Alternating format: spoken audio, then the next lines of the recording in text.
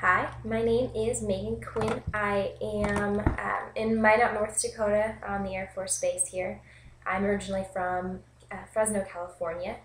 I've planned to work in a mental health facility. My position will actually be a mental illness caseworker, so I'm really excited about that.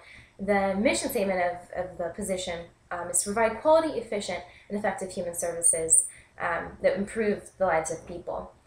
It provides services that help vulnerable North Dakotans of all ages to maintain or enhance their quality of life. It may be threatened by lack of financial resources, emotional crisis, disabling conditions, or the inability to protect themselves. Um, it supports other services and provision of services and care as close to home as possible to maximize each person's independence. You're just wanting to basically preserve the dignity of each individual and allowing them to be themselves, to have their own dignity and be able to be themselves in a good frame of mind. The definition from the World Health Organization's definition of mental health is a state of well-being in which the individual realizes his or her own abilities, can cope with the normal stresses of life, and can work productively and fruitfully, and is able to make a contribution to his or her community. That's the definition of mental health. And it's really hard to find a good definition of mental health just because there's so many different ones, and depending on where you live and what community you're in, and what your view of being healthy in the mind is. There's different types of mental health problems. Common ones such as depression or anxiety disorders, and then there's also not so common ones, so schizophrenia, bipolar disorder.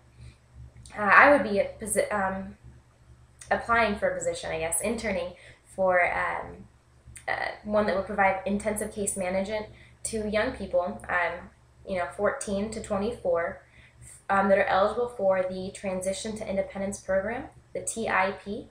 And a facilitator would guide me and work with each young person to support the achievement and successful independence into adulthood, getting them to be able to go from either living with family, or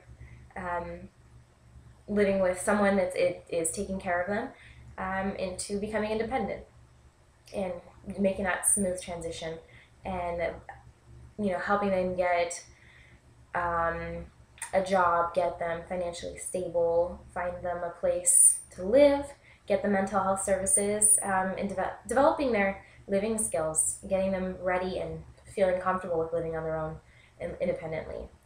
I would be supporting them in doing this, and kind of giving them assessments and treatment planning, crisis intervention, and making sure that it's a smooth transition, that they're not just kind of thrown into the world, and trying to prevent them from messing up a little, and like anyone would do.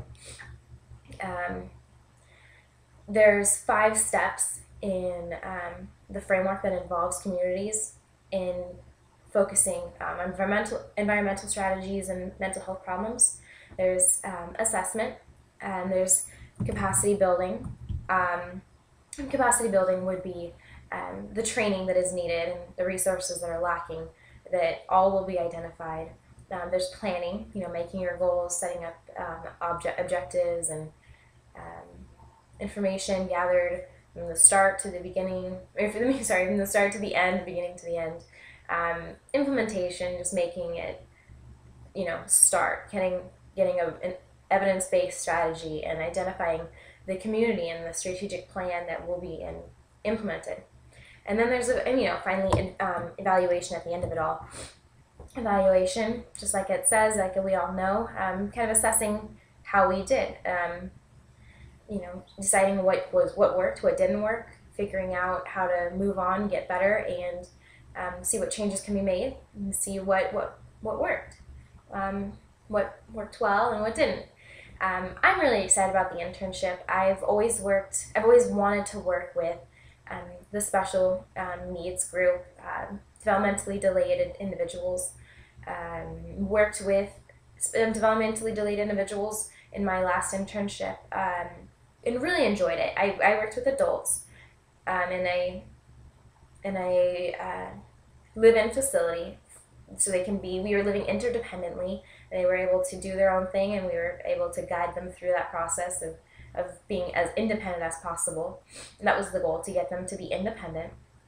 So I'm really excited about kind of working with a different age group, a little bit different, not necessarily a developmental delay, but still some, things that are kind of similar, and maybe things that I've been able to work with in the past. When I was growing up, we had foster kids in our house, and one of them had schizophrenia, and one of the women had schizophrenia, and it was really interesting to learn that process and kind of help her and have her help us figure out what was best for her, and learning about schizophrenia when I had never heard of it before. So that was really cool, and I'm really interested to kind of see what this next step in life has me to take. All right, well, guys, thank you very much for listening to the video, and I enjoyed listening to all of your guys's. And look forward to this next 3 years and 2 months that we have together. Thank you, guys.